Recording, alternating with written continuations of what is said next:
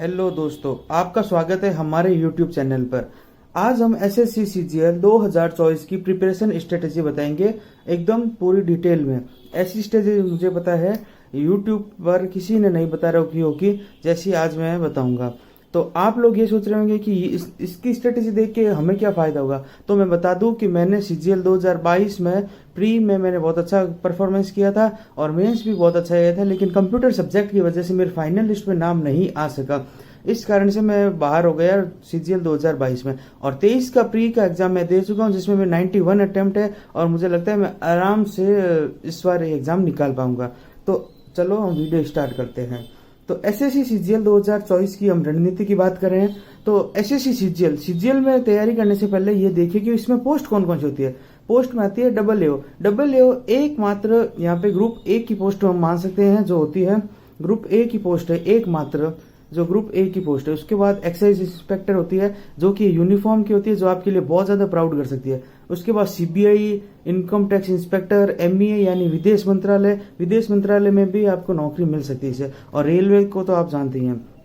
तो पहले हम देखते हैं कि इसका एग्जाम कब होगा। इसका एग्जाम होगा मार्च अप्रैल 2024 में होगा, या मार्च में होगा या अप्रैल में होगा 2024 में। यानी कि हमारे पास सबसे 8 महीने लगभग है, तो 8 महीने की हम स्ट्रेटेजी आसानी से बना सकते हैं। और इसके मेरे को विश्वास है कि इस स्ट्रेटेजी पे आप अगर यदि चलेंगे तो आपका सिलेक्शन निश्चित ही होगा। तो देखिए सैलरी देखिए, अगर आप सीजीएल में ग्रुप सी की पोस्ट पर भी लगते हैं टीए या डीए पे, तो आपको इन हैंड 45,000 रुपए कम से कम मिलेंगे। और अगर आप डबल एओ लगते हैं तो 70 से 80,000 रुपए आपको सैलरी मिलेगी। और वैकेंसी की बात करते हैं तो पिछली बार वैकेंसी 2022 में 37,000 वैकेंसी थी, 37,000 थी 22 में वैकेंसी, लेकिन इस बार 23 में बहुत कम है, 7-8,000 ही है। और 24 में भी हमारा अनुमान यही है कि 7 से 10,000 के बीच में वैकेंसी होगी।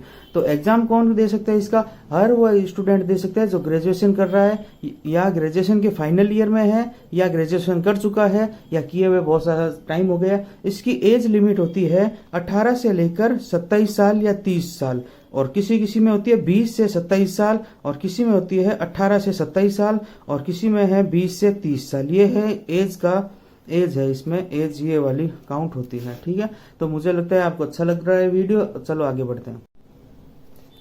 तो वीडियो में आगे बढ़ते हैं। किसी भी एग्जाम को देने से पहले उसका एग्जाम का पैटर्न हमें मालूम होना बहुत जरूरी है। इस एसएससी सीजीएल में मेंस और प्री 2 एग्जाम होते हैं। पहले प्री होता है, उसके बाद मेंस होता है। तो प्री में 4 सब्जेक्ट आते हैं, मैथ्स, इंग्लिश, रीजनिंग और जीके, जिसके 25-25 क्वेश्चन आते हैं चारों के, और 50-50 नंबर के होते हैं। यानी कि टोटल 100 क्वेश्चन होते हैं और 200 मार्क के होते हैं। और हमें टारगेट लेके चलना है कम से कम 160 प्लस नंबर लाने का, जिससे कि हम सेफ जोन में रहे। अगर 140 या 130 नंबर होंगे तो भी आप प्री तो क्लियर कर लेंगे, क्योंकि ये प्री है जो क्वालिफाइंग है, इसके नंबर नहीं जुड़ेंगे आपके फाइनल लिस्ट में। लेकिन 2022 से पहले ऐसा नहीं होता था, 22 में या 21 में इसके नंबर भी जुड़ते थे।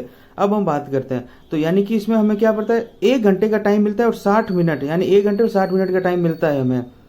और हर क्वेश्चन को सही करने पे 2 नंबर मिलेंगे और गलत करने पर 0.5 नंबर कट जाएंगे। यानी कि अगर आपने 4 क्वेश्चन गलत कर दिए तो 1 क्वेश्चन सही किया है वो गलत हो जाएगा। ये तो हो गई प्री की बात। और एक बात हमेशा याद रखना है कि हमें प्री में मैक्सिमम टू मैक्सिमम तैयारी करके जाने और मैक्सिमम टू मैक्सिमम नंबर लाने की कोशिश करनी है, जिससे कि क्या है, हमारा कॉन्फिडेंस एकदम बूस्ट हो।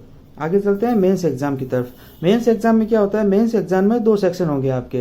पहला सेक्शन होता है मैथ और रीजनिंग का होगा, जिसके 30 क्वेश्चन होंगे, 180 नंबर के होंगे, और पर क्वेश्चन 3 नंबर का होगा, और 1/3 नेगेटिव मार्किंग होगी। यानी कि आप 3 क्वेश्चन सही करोगे और 3 क्वेश्चन अगर आप गलत करते हो तो 1 क्वेश्चन आपका सही किया हुआ भी गलत हो जाएगा। 1 घंटे का टाइम मिलेगा आपको 60 क्वेश्चन सॉल्व करने के लिए।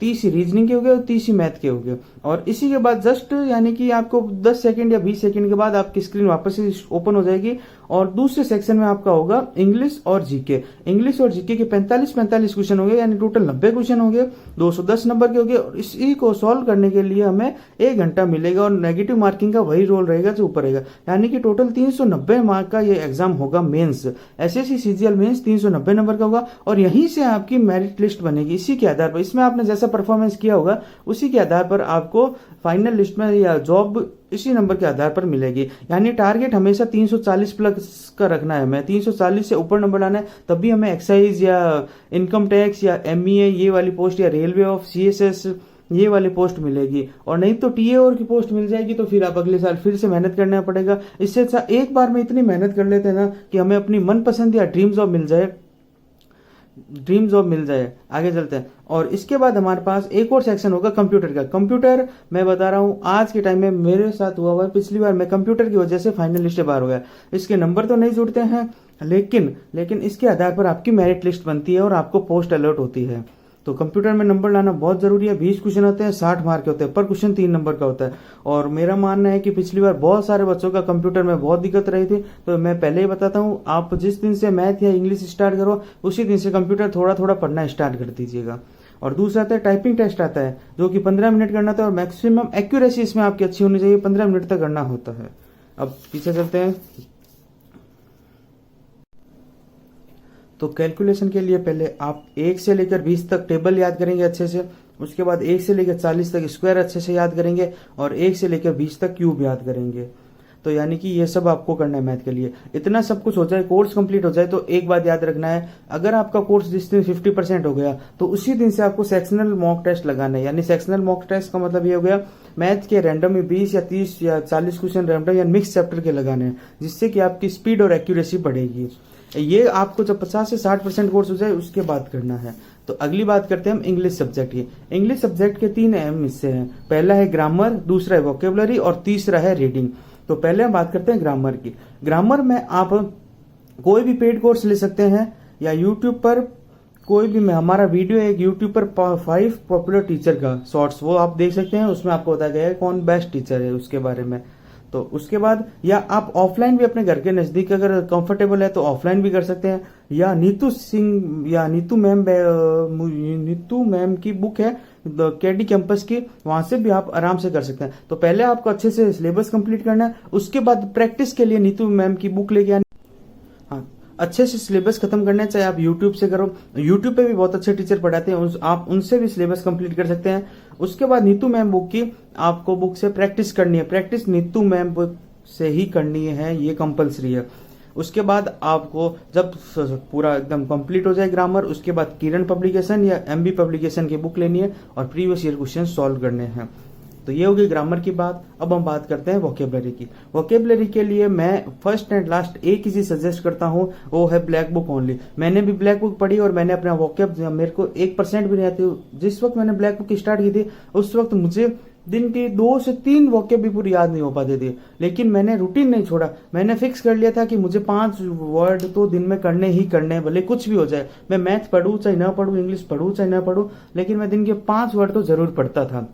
इसी कारण मैंने ब्लैक बुक को पूरा 7 महीनों में मैंने आराम से उसको कंप्लीट कर लिया था 2 से 3 बार। तो डेली आप स्टार्ट कर सकते हैं 15 से 20। मैं कह रहा हूँ 15 से 20 छोड़िए, आपको अगर डेली में 1 वर्ड करना है बस स्टार्ट कीजिए और रूटीन बनाइए कि मेरे को 1 वर्ड तो करना ही करना है हर हालत में। तो आप खुद देखेंगे कि आप जिस वक्त 50 वर्ड या 100 वर्ड करोगे ना, तो आपको खुद को लगेगा हाँ ठीक है, मैं अभी 5 कर रहा हूँ तो मैं 20 कर देता हूँ। अगर आप 20 करते से स्टार्ट करते हैं तो आपको लगता है 50 कर लेंगे। ऐसे करके आपको इंप्रूव करनी है और कम से कम 5 से 6 बार कंप्लीट करनी है। मैंने ब्लैक बुक को 7 बार कंप्लीट किया हुआ है, 7 बार स्टार्टिंग से लेकर एंड तक। अब तो मैं रात को नींद में यानी कि 2 घंटे में पूरे 1 वर्ड रिवीजन कर सकता हूँ, इतनी मेरी कैपेसिटी हो चुकी है। और अब हम बात करते हैं रीडिंग की। रीडिंग के लिए मैं एक ही सजेशन देता हूँ, रीडिंग मेरी बहुत कमजोर थी और मैंने बस कुछ नहीं करता था। मेरे को स्पोर्ट्स क्रिकेट बहुत अच्छा लगता है, तो क्रिकेट की न्यूज देखता था। आईपीएल की जितनी भी न्यूज थी तो मैं देखता था न्यूज़पेपर के अंदर। तो यानी कि आपकी रुचि होनी चाहिए। आप अगर न्यूज़पेपर में रुचि है तो न्यूज़पेपर देख सकते हैं। न्यूज़पेपर के अंदर एडिटोरियल आता है, एडिटोरियल देखिए। राजनीति वाला पेज आता है तो राजनीति वाला देखिए, इंग्लिश में पढ़िए। या कॉमिक बुक पढ़ सकते हैं, अगर किसी कॉमिक अच्छी लगती है तो। मेरा मानना यही है, अगर आपने रीडिंग के लिए ये सब चीजें कर ली ना तो बहुत अच्छा रहेगा आपके लिए और आपकी इंग्लिश बहुत ज्यादा इंप्रूव होगी। तो ये सब करने के बाद आपको फुल प्रैक्टिस सेट लगाना है, फुल प्रैक्टिस सेट लगाने इंग्लिश के, जिससे कि आपकी स्पीड बढ़ेगी और आपकी एक्यूरेसी भी बढ़ेगी। और एरर का यही है, जितने ज्यादा एरर निकालोगे उतने ही ज्यादा अच्छे रहेंगे। अब हम बात करते हैं हमारे तीसरे सब्जेक्ट यानी कि रीजनिंग की तरफ से। तो रीजनिंग में मैं आपको एक ही सजेशन दूंगा, करियर व्हील ऐप से पीयूष सर का या तो आप पेड कोर्स ले लीजिए या आपको टेलीग्राम पे मिलता है तो टेलीग्राम से ले लीजिए। लेकिन एक बात याद रखना, पीयूष सर से आपको रीजनिंग पढ़नी है और किसी सर से नहीं पढ़नी है। पीयूष सर आपको ऐसा पढ़ाएंगे कि आपको मैं बता रहा हूँ रीजनिंग में पढ़ने में मजा आएगा। और रीजनिंग हो सकता है आपको अगर पैसे नहीं है तो यूट्यूब पर बहुत सारे टीचर है जिन्होंने फ्री में कंप्लीट कोर्स करवा के रखा है, कंप्लीट कोर्स एक ही समय करवा के रखा है। उसके बाद आप सबसे पहले रीजनिंग में यही करेंगे, पूरा कोर्स करेंगे, अच्छे से करेंगे, 2-3 बार उसका रिविजन करेंगे। रिविजन करने के बाद आपको सेक्शनल मॉक टेस्ट देने हैं, समझ गए? तो इसी से आपकी रीजनिंग इंप्रूव होगी और नंबर भी बढ़ेंगे। चौथे सब्जेक्ट की बात करते हैं हमारा, और जो लास्ट सब्जेक्ट भी माना जाता है जीके, जीएस या करंट अफेयर्स। तो इसमें क्या करते हैं आप, तो या तो कोई बुक ले सकते हैं, थ्योरी के लिए कोई बुक ले लेंगे या कोई पेड कोर्स ले लेंगे किसी भी सर का। मैं यहाँ पे किसी को सजेस्ट नहीं करूंगा, लेकिन मेरा मानना यह है, मैंने अभिषेक Suman sir and career will पर। और देखिए एक बात बताता हूँ आपको, थोड़ा रुक के वीडियो में, कि करियर विल ऐप है ना, वो बहुत अच्छी ऐप है जो आपको एसएससी के जो बच्चा प्रिपरेशन कर रहे हैं, सीजीएल, सीएचएसएल, उनके लिए वो पूरा एकदम सही से बैच डिजाइन किया हुआ है। और अगर आप करियर विल के कोई भी टीचर ले, Gopal Verma, Gagan Pratap, Abhishek Suman sir, Piyush sir, Rakesh Yadav sir, Jaidev sir, Arun sir, यानी कि उनको इतना एक्सपीरियंस है ना कि वो आराम से आपका पेपर निकाल देंगे, बस आपको भरोसा रखना है उन पे। तो मैं कोई प्रमोशन नहीं कर रहा हूँ, फिर भी आप देख सकते हैं उन्हें।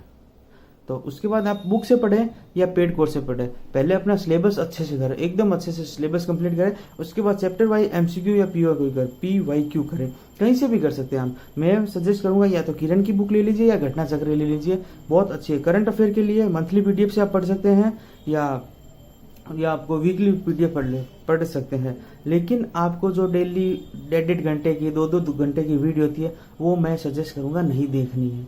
टाइम वेस्ट करना है तो जरूर देख लीजिएगा, लेकिन मेरा मानना यह है कि आप उन्हें ना देखें तो अच्छा है। मैंने तो नहीं देखी, मैं तो मंथली पीडीएफ पढ़ता था, वो भी किसकी बता देता हूँ, स्टडी आईक्यू के गौरव सर की। अगर आप वहां से, मैं सक्षम था इसलिए मैंने खरीद रखा था, अगर आपको चाहिए तो मैं अरेंज करा के दे सकता हूँ आपको मंथली पीडीएफ फ्री में। तो हमारा टेलीग्राम चैनल है, उसको भी ज्वाइन करके रख लीजिए, वहां पे आपको इंपॉर्टेंट पीडीएफ मिल जाएगी। उसके बाद मैं बात करता हूँ आपको कि मेन इंपॉर्टेंट चीज है रिवीजन। बिना रिवीजन के आपका सिलेक्शन नहीं होगा, रिवीजन नहीं तो सिलेक्शन नहीं, एक बात आप गौर कर लीजिए।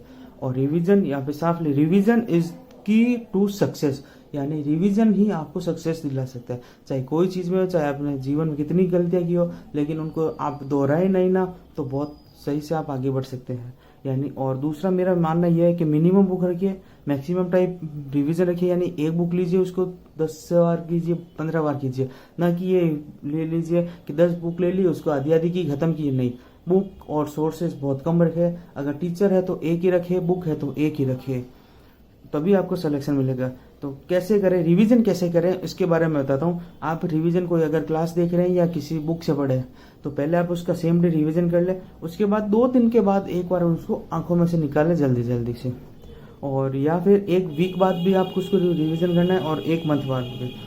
और मैं तो ऐसा करता था, यानी कि किसी भी आपके घर में कोई छोटा बच्चा होगा उसको पकड़िए, और जैसे आपने पढ़ा हिस्ट्री का कोई आज चैप्टर पढ़ा बाबर के बारे में, तो आप ये कीजिए कि बाबर आपको याद है या नहीं है, याद किया ढंग से, 2-3 बार रिवीजन किया। उसके बाद उसको, बच्चे को बुलाइए कि हाँ इधर बैठ, वो माने नहीं तो उसको एक चॉकलेट भी दे सकते हैं आप बैठाने के लिए। उसके बाद उसको पूरा चैप्टर अच्छे से समझाइए कि देखो ये बाबर था, यहाँ से आया था, वैसा किया था, ऐसा किया था, पूरे बाबर के बारे में जानकारी दे दीजिए। बाबर के बारे में कंप्लीट जानकारी दे सकते हैं आप, जिससे कि आपको एकदम अच्छे से याद हो जाएगा। और नोट, मैक्सिमम टाइम रिवीजन बहुत ज़्यादा ज़रूरी है। और अंत में मैं यही कहना चाहता हूँ कि आपको बस 1 साल अपना देना है, जिससे कि आपके 30 साल आगे बढ़े होंगे। और अगर अपने लिए नहीं तो अपने माता पिता के लिए, अपने परिवार वालों के लिए कुछ ना कुछ अगर आपको करना है तो ज़रूर कीजिए। और मैं बता रहा हूँ, इसी प्रकार के वीडियो हमारे चैनल पर आते रहेंगे। और थैंक यू हमारे वीडियो पूरा देखने के लिए। लाइक करें, सब्सक्राइब करें, कमेंट करें, और अच्छा लगे तो हमें सपोर्ट भी कीजिए। और फ्री कोर्स की बात है तो हम फ्री कोर्स भी यहाँ पे देने की कोशिश करेंगे, जो हमारे अगले चैनल में आता है, एक और चैनल है वहाँ पे आता है। तो प्लीज़ हमें सपोर्ट कीजिए, जिसकी वजह से हम और ज़्यादा, हमारे इस वीडियो पे अगर रेवेन्यू ज़्यादा आता है तो हम अगले चैनल बना पाएंगे और आपको फ्री कोर्स दे पाएंगे। और अगर इस चैनल पर हमारे 500 लाइक पूरे हो जाएंगे तो 100 जनों को, मेरा पूरा वादा है, 100 जनों को मैं कोर्स दिलाने में मदद करूंगा। यानी थोड़े पैसे आप दोगे, थोड़े पैसे हम करके कलेक्शन करके आपको एक कोर्स जरूर दिलवाएंगे, जहां पर भी आप चाहोगे। तो थैंक यू, और ये वीडियो जरूर शेयर कीजिए, जिससे कि किसी गरीब बच्चे की मदद हो सके, और हम कोर्स जरूर बांटेंगे, ये हमारा वादा है। Thank you.